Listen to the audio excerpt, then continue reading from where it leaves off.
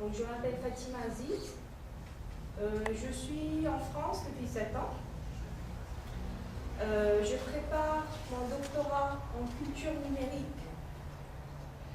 et visuelle à l'université, à l'école des hautes études en sciences sociales à Paris. Et j'ai récemment rencontré Amir et je le remercie en fait pour cette opportunité de présenter et partager mes connaissances avec vous tous. Je tiens à vous signaler que je présente mes observations et votre participation, vos questions seront les bienvenues. Donc, comme vous pouvez remarquer, j'ai changé le titre. J'ai remplacé le e-réputation par le capital réputationnel. Donc, un capital, c'est un bien qui s'échange, qui se construit. Mais pourquoi le construire ou le cultiver dans les réseaux sociaux numériques, qui sont un lieu quand même immatériel, très hétérogène. Et on peut se demander aussi quel est l'apport des réseaux numériques à la communication et aux relations humaines. Il y a des différentes formes de communication, par exemple la messagerie instantanée, le mail qui existe depuis la fin du XXIe siècle. Pourquoi on a besoin des réseaux sociaux aujourd'hui? Et bien voilà la réponse. C'est peut-être un dessin que vous avez déjà vu passer sur Internet. C'est devenu un mème aujourd'hui. Un mème, c'est une image qui devient très populaire sur Internet et qui circule de page en page. Donc, en fait, qu'est-ce que c'est? C'est un dessin qui est apparu dans The New Yorker en 1993. Et voilà, c'est sur Internet, personne ne sait que tu es un chien. Et en fait, ça résume très bien la situation avant les réseaux sociaux, qui était celle d'une hétérogénéité, d'anonymat. On ne savait pas avec qui on communiquait quand il s'agissait d'une communication avec des écrans interposés. Et il y avait de fortes chances d'avoir une déception. On ne savait pas si on s'adressait à une femme ou à un homme qui était derrière l'écran. Eh bien, au début de la XXIe siècle, la donne change. Avec le web participatif, à partir de 2004, les réseaux sociaux commencent à entrer dans le mainstream. Tout le monde connaît Facebook. Tout le monde a un compte Facebook ici ou pas? Qui n'a pas de compte Facebook?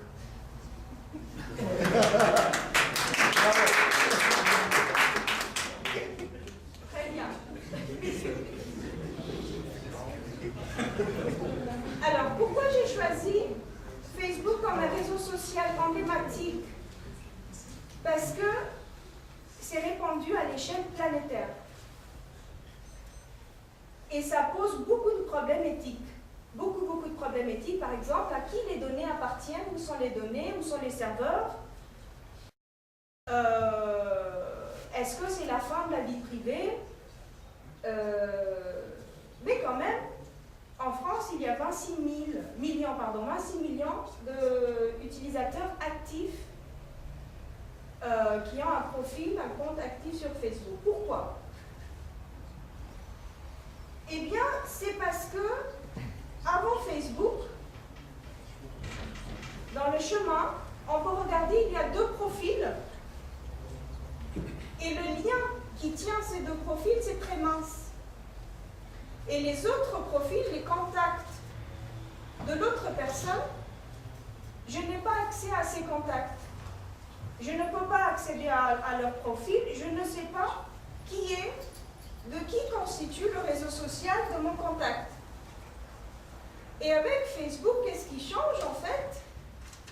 Facebook popularise, encourage la navigation relationnelle. C'est-à-dire, si vous faites partie de mon réseau social, je peux naviguer et accéder au profil, merci, au profil des contacts qui font partie de ta liste.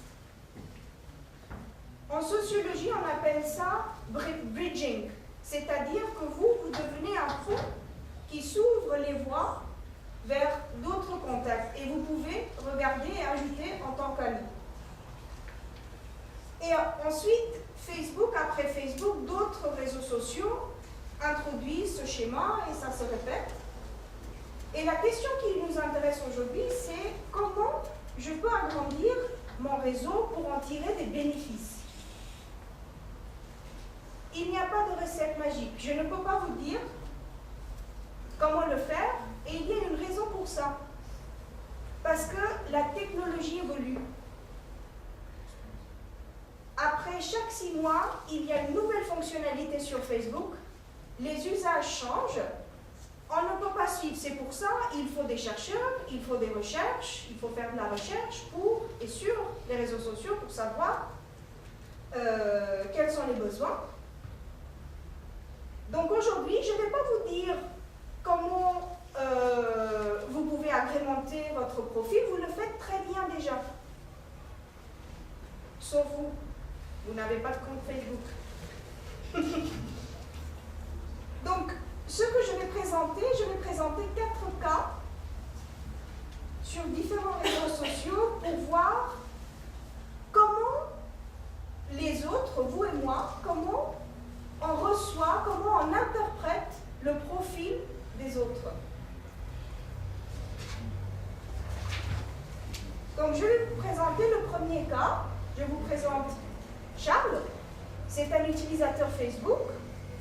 Je l'ai rencontré pendant mes recherches parce que je travaille sur les pratiques des jeunes sur Facebook et je suis très contente qu'il y a des jeunes dans cette salle. Donc Charles, il est originaire du Sud. Il est étudiant en médecine, il a 20 ans et il a déménagé à Paris en 2012 pour ses études.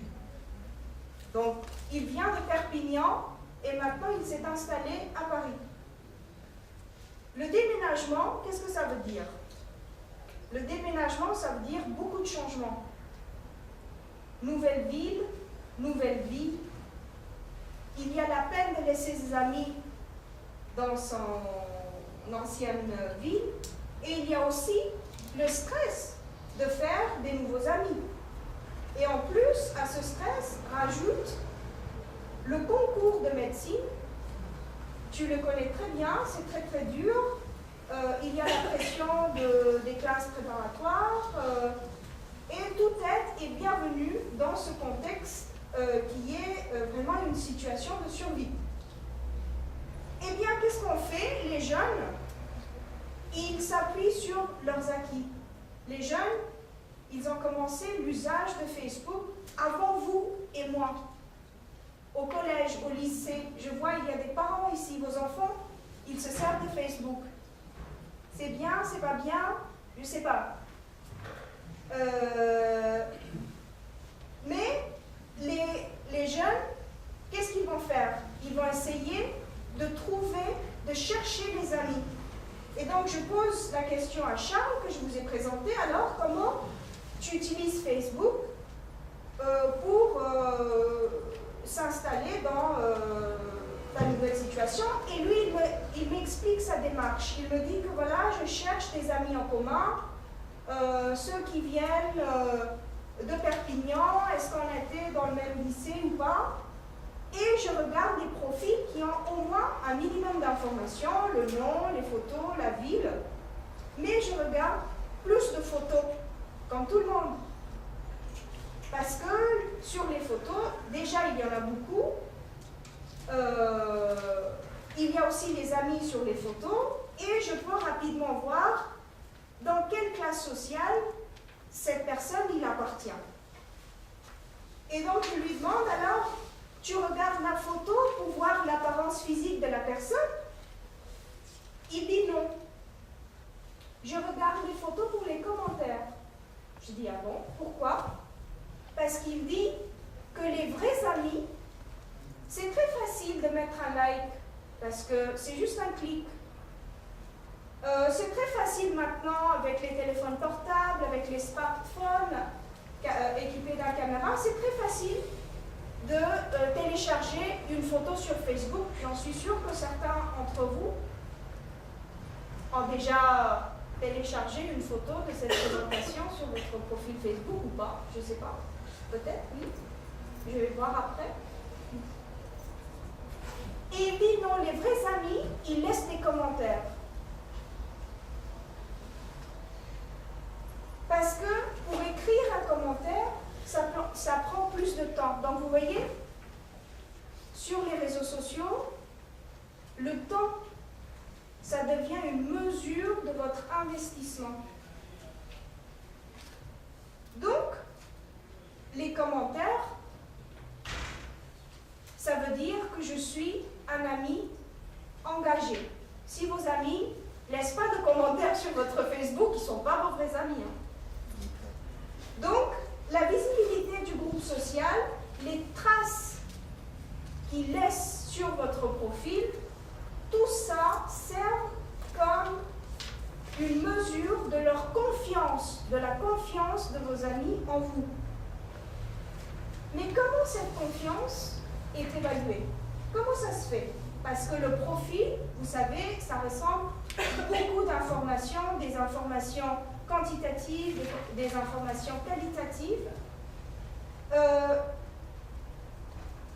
On peut le voir comme ça. Donc, toutes les informations quantitatives, donc les likes, le nombre de commentaires, toute l'information qui est chiffrée, ça permet de voir la fréquence d'activité. Mais ça ne suffit pas. Il y a aussi les informations qualitatives, c'est-à-dire les photos, les vidéos que vous avez téléchargées et les commentaires que vous avez laissés, la conversation que vous avez animée. Les deux ensemble permettent en fait de vérifier l'engagement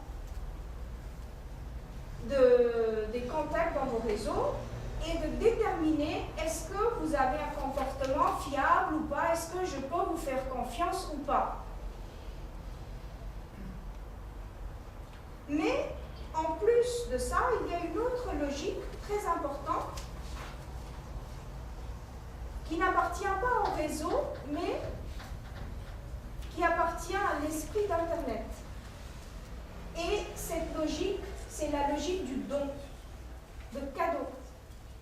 Mais cadeau ou don, ça ne veut pas dire que c'est gratuit. Ce n'est pas la même chose de je vais télécharger gratuitement les films sur Internet. Non, la logique du don, c'est autre chose. Ça se joue dans la réciprocité.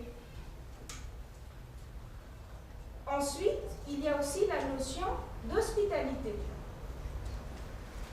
Vous savez, pour décrire Internet, le web, on utilise beaucoup de mots qui rappellent les lieux physiques. Par exemple, chatroom, surfer, naviguer. Donc, votre profil, c'est un lieu de réception. Il faut le meubler avec le minimum d'informations, l'agrémenter. Pourquoi? Parce qu'aujourd'hui, c'est devenu, ceux qui ont des profils, important de jouer le jeu, jouer ce jeu de réciprocité. Et ensuite, le troisième point qui fait partie de cette logique, ce sont des pratiques loyales, c'est-à-dire j'ai accès à tes photos, tu as accès à mes photos aussi. Si tu me laisses un commentaire débile, je peux aller aussi et te faire laisser un commentaire. Enfin, il y a une sorte de parité.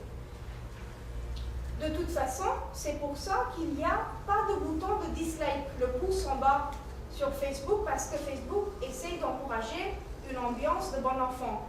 Tout le monde s'aime, c'est le monde des bisounours. Bon. Donc, des traces des activités, nous retenons 3 points saillants qui servent à la fois de cultiver et de mesurer votre réputation. Et je rappelle, qu'est-ce que c'est votre capital réputationnel sur Facebook ou sur d'autres réseaux sociaux? C'est la confiance que vos contacts montrent dans votre profil et en vous. Donc, c'est votre groupe social, ce sont les informations pertinentes que vous avez partagées. Ça dépend de votre réseau. Pour un jeune lycéen, partager des mèmes, c'est une information importante parce que ça fait partie du groupe. Et aussi le niveau de votre engagement. Est-ce que vous êtes investi? Est-ce que vous passez du temps? Est-ce qu'on peut le voir sur Facebook ou pas? Mais dans ces mesures, on va retenir les commentaires. Les commentaires sont les plus importants et ce sont aussi l'argument qui est utilisé par les pages de marque sur Facebook. Je vais vous présenter 2 pages Facebook de marque. La première que vous voyez à votre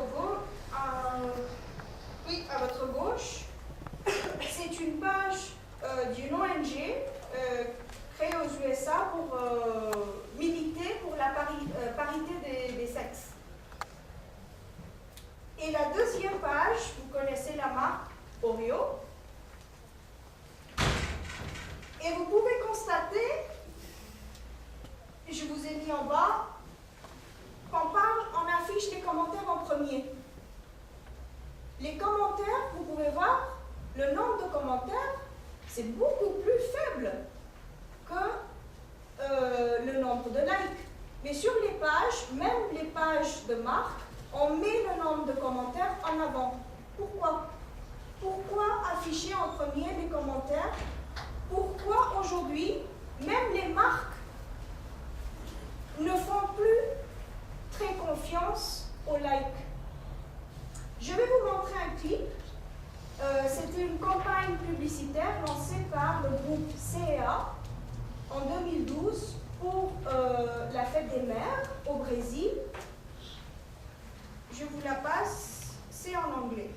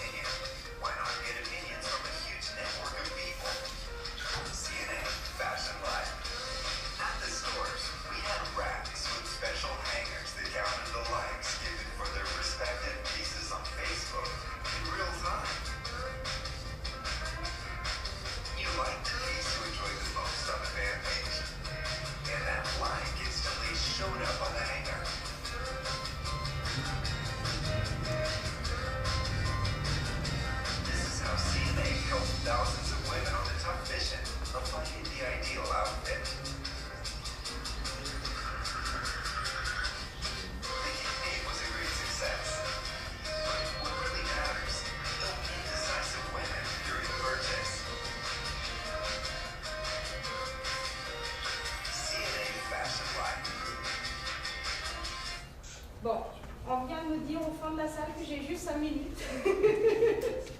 Est-ce que c'est vrai ou... Oui, sur 5 et 10. D'accord, merci. Après, il y a les questions aussi.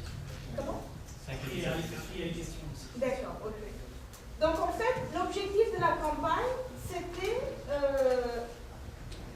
de montrer la portée des likes en temps réel. Mais malgré la mise en place de ce dispositif qui a coûté beaucoup d'argent en fait, donc des centres avec des compteurs de likes, en fait, c'était de communiquer, de montrer que vous pouvez en temps réel avoir le like peut mesurer l'opinion publique. Mais en réalité, c'est pas du tout ça. Parce que, et ça on peut le voir, il y a eu un fait divers en France il y a 6 mois. Peut-être vous l'avez suivi. Je vous présente, vous le connaissez ce monsieur peut-être, le bijoutier de Nice, Stéphane Turc, 67 ans, qui a été braqué une 2e fois et qui a tiré un des braqueurs dans le dos. Après, il a plaidé la légitime défense. Bon, je ne vais pas discuter de ça aujourd'hui, ici. Déjà, je n'ai pas assez de temps. Mais juste pour vous montrer qu'il y a eu une page Facebook qui a été créée dans la journée, tout de suite. On ne sait pas par qui, le créateur de Family, mais cette page a reçu 1 million de likes. Plus que la page de Petit Journal et même de Nicolas Sarkozy. Donc tout de suite, la presse s'est emballée, oh là là, ce sont des faux likes, on a acheté des likes, et on a fait intervenir plusieurs experts pour décortiquer pourquoi cet emballement pour les likes.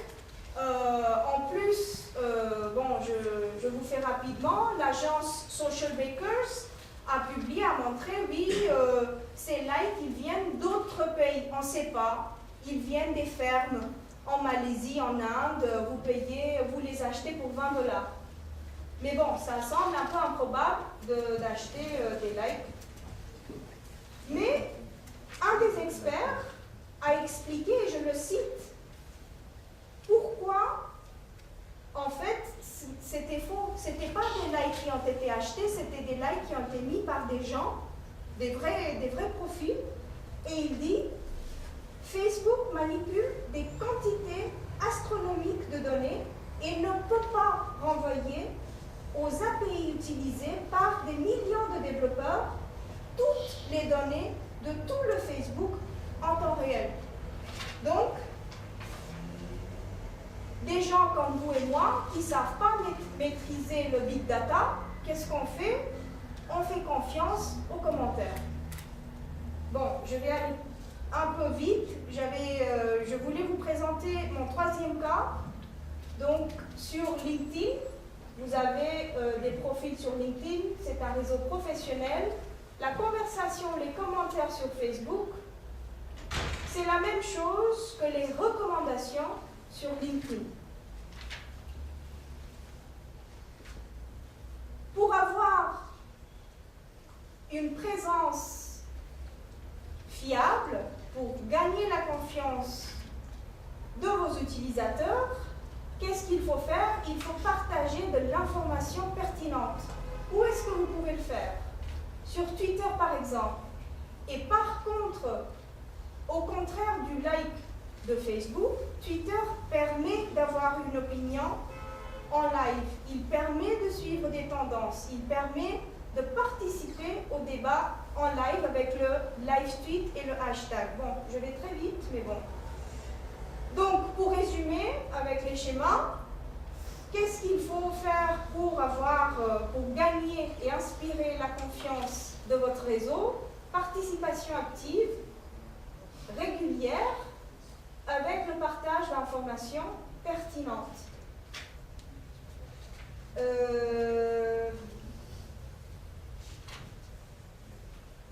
Est-ce qu'il y a une valeur économique du capital relationnel? Les réseaux sociaux ne sont pas le premier lieu d'avoir des données sur les utilisateurs. Les sites, bien avant Facebook, comme eBay, Amazon, ont essayé de générer les données, des commentaires, des notations.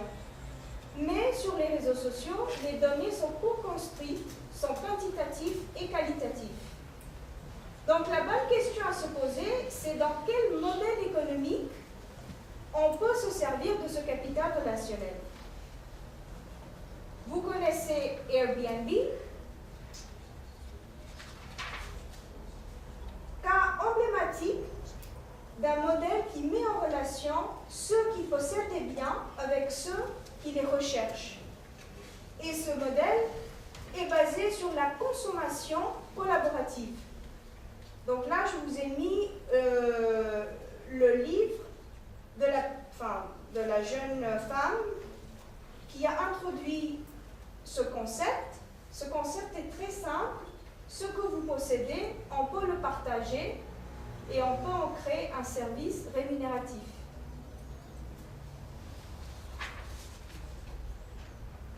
Donc, dans les 3 cas que je vous ai présentés, des étudiants, des professionnels et des entrepreneurs, vous pouvez avoir des stratégies pour inspirer et gagner la confiance de vos contacts, mais il ne faut pas oublier que cette confiance ne se gère pas, ça se construit, ça s'alimente et ça demande un investissement dans on peut dire, l'ingrédient principal, c'est la confiance. Je vous remercie.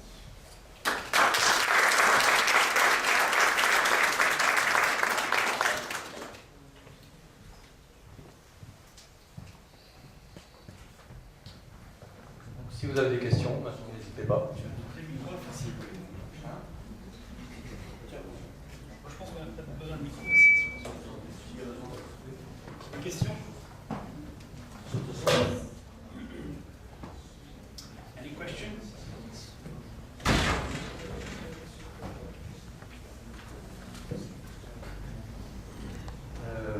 Moi, je suis le seul à ne pas avoir de compte Facebook parce que je travaille dans la sécurité informatique.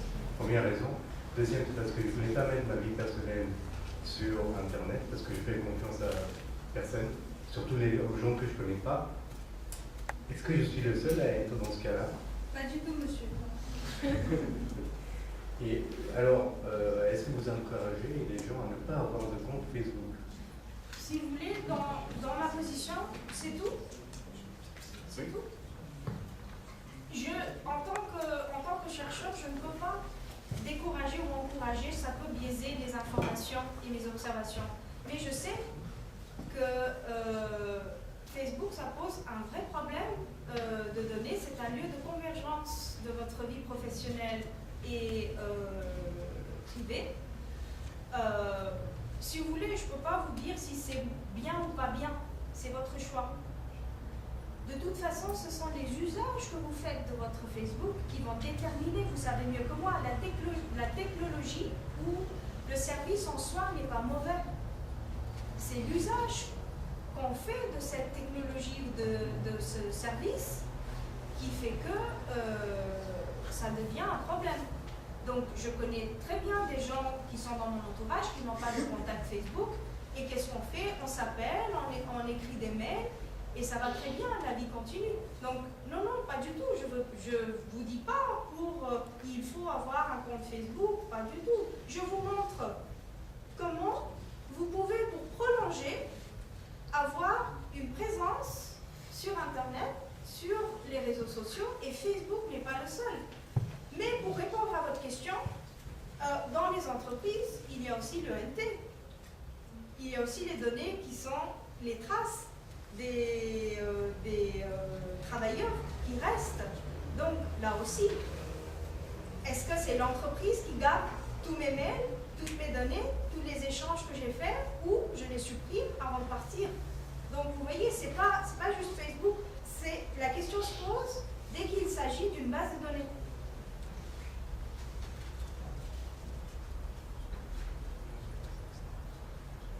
J'aimerais bien juste, c'est très bien votre présentation, j'aimerais bien juste savoir, Merci. est-ce que vous pouvez construire une liaison entre la présentation et la suite cadre?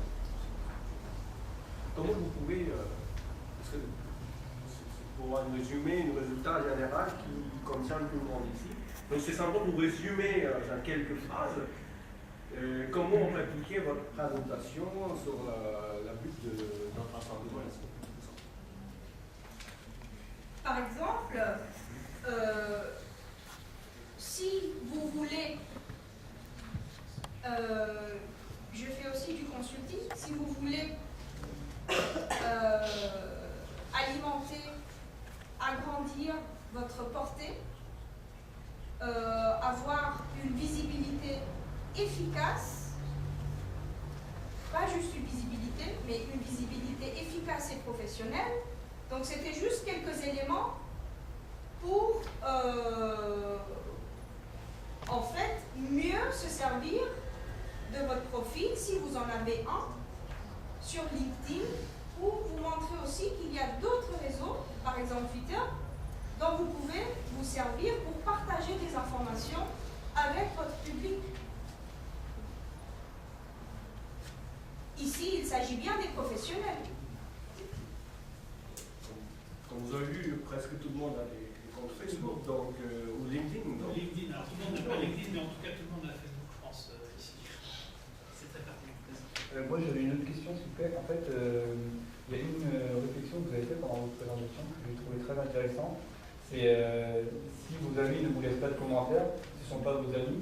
En fait, je voudrais juste comprendre la logique ou comment est-ce que vous avez abouti à cette réflexion-là. Pendant vos recherches, vous avez sûrement fait des constatations qui vous ont permis d'en déduire ça. Moi, je ne suis pas du tout d'accord avec ça, mais je voudrais juste comprendre comment Très bien. vous en êtes arrivé à cette conclusion en fait. Donc en fait, je suis allée un peu vite en disant que ce ne sont pas vos vrais amis. Ici, ce sont vos amis, mais ça dépend de leurs usages aussi. Peut-être qu'ils n'ont pas le temps de laisser un commentaire. Mais en général, quelqu'un qui vous ne connaît pas, qui regarde votre profil pour la première fois, il va dire « Ah bah tiens, celui-là, il apparaît dans les photos à chaque fois, mais c'est bizarre, il n'y a aucune activité. » Donc en fait, ça donne plus de poids à ce que vous voyez. Vous pouvez contre-vérifier en fait.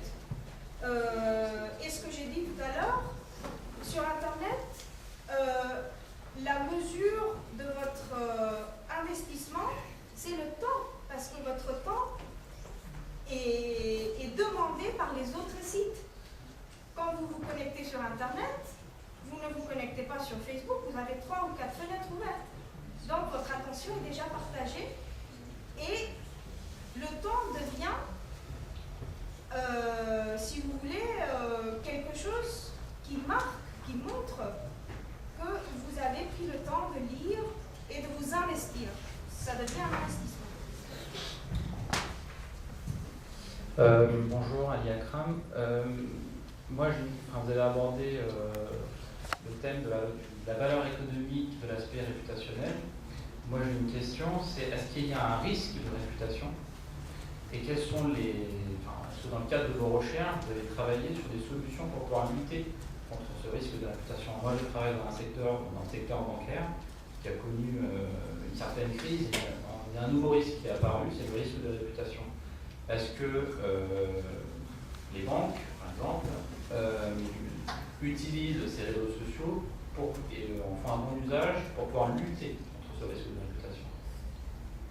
Merci pour votre question. Oui, il y a des risques. Il y a des risques, c'est pour ça qu'il faut... ça demande beaucoup de temps, beaucoup de travail. C'est pour ça qu'il y a des postes de social media manager qui s'occupent de votre présence, de votre réputation en ligne. Il faut utiliser tous les canaux, tous les réseaux pour alimenter, pour donner de l'information. Dès que vous n'êtes plus sous le radar, c'est très facile pour votre concurrent de publier des informations qui peuvent contredire ou nuire à votre réputation. Donc, oui, il y a des risques réels. Ce n'est pas juste du virtuel, avec des conséquences dans la vie réelle, et il faut justement faire un travail de veille. Le cas que je voulais vous présenter, en fait, c'était un professionnel, un photojournaliste, en plus un prof, donc il a déjà un public très hétérogène. Étudiant professionnel, comment gérer tous ces espaces? Il met un temps fou à faire une veille en ligne, de sélectionner les informations pertinentes et de les diffuser auprès de son réseau. Parce que si vous n'alimentez pas votre réseau, c'est comme une bête. Il faut lui donner à manger. Si vous ne lui donnez pas à manger, il va vous oublier.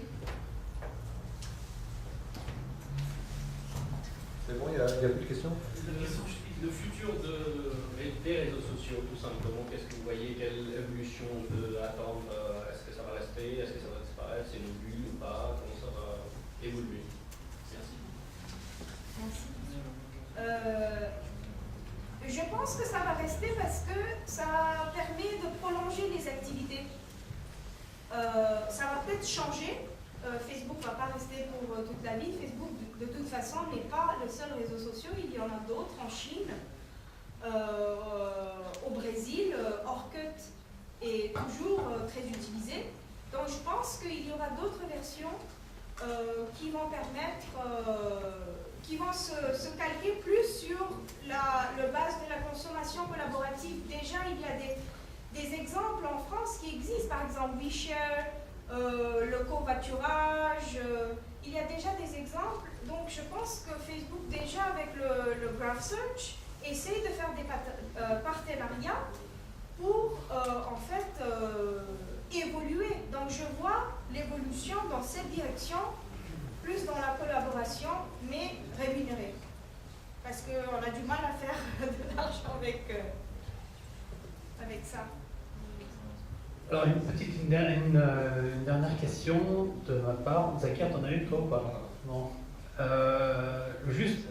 Alors finalement, est-ce qu'il y a un réseau social qui est plus simple, plus efficace aussi pour un professionnel pour mettre en avant son profil? Alors on a LinkedIn qui a l'air d'être assez efficace et qui travaille pas mal, mais est-ce qu'il y en a d'autres par exemple qui sont réputés non professionnels mais qui, pour un professionnel qui pourrait permettre de mettre en avant son profil de manière saine, efficace? Et deuxième observation que j'ai, c'est est-ce que finalement, sur un réseau social, il ne suffit pas d'être politiquement correct, c'est-à-dire répliquer ce qu'on fait dans la vie pour être poli et pour avoir une bonne réputation? Est-ce qu'il ne suffit pas juste d'être là et de ne pas dire des choses qui pourraient déranger les gens? Merci pour tes questions. Je pense qu'il y a, oui, bien sûr, il y a d'autres réseaux pour créer sa présence et sa réputation professionnelle. Il y a par exemple Twitter, qui est très efficace, qui est très concis, 140 caractères. Vous diffusez, par exemple, si vous avez un blog, ça permet en fait d'avoir une présence active auprès de votre public. Après, je vais dire, il n'y a pas un réseau idéal. Le réseau, ça se crée dans la vie réelle et ça se prolonge sur Internet. Et pour répondre à ta deuxième question, eh oui, le réseau social sain sur Internet, ce sont les gens qui le créent. Donc, en fait, ça dépend des échanges. Il y a Viadeo aussi, mais dès qu'il s'agit d'image, ça devient un peu plus compliqué, comment on va parler, comment on va s'adresser aux gens. Donc pour ça, il faut des professionnels. Mais, et la deuxième question, il ne faut pas rester juste politiquement correct. C'est du social, et le social, c'est difficile à quantifier. C'est pour ça, aujourd'hui, on parle du big data, mais j'attends des résultats aussi du big data. Qu'est-ce qu'on va en faire? Donc, je pense que c'est très difficile de se retenir. En fait, on est très impulsif. Oui, finalement, c'est un réseau social, c'est aussi pour exprimer ses idées, donc c'est difficile de rester politiquement correct, mais puisqu'on est derrière un écran. Mais je pense que c'est peut-être la façon la plus saine aussi de se construire une bonne réputation, une bonne, entre guillemets. Ce que je peux faire, ça nous permet de mieux nous connaître et de nous responsabiliser envers les autres. Ce qu'on ne fait pas dans la... Merci beaucoup, Fatima. Une conclusion rapide avant qu'on passe à moi. Juste, il y a une dernière question rapide. Vous venez de dire un truc en disant que le réseau, en fait, il se construit d'abord dans le réel, ensuite il se prolonge sur le réseau social. L'inverse aussi, je pense qu'il est, pour moi en tout cas de mon expérience, il a été beaucoup plus significatif et concret en fait. Il se construit d'abord sur le social et après il se prolonge en fait dans le réel. Oui, ça Notamment dans le domaine professionnel en fait. Tout à fait. En fait, ce sont des liens qui sont éloignés, ce ne sont pas des liens proches. Donc, c'est plus facile de créer. Non, on parlait de nouvelles relations en fait. On parlait de Oui. nouvelles relations. Donc pour moi en fait, je pense que voilà, ça faut préciser aussi. Merci. Merci. Merci. Fatima, une conclusion? Je pense qu'on peut passer. Je vous remercie pour Merci. votre attention. Merci beaucoup, Fatima.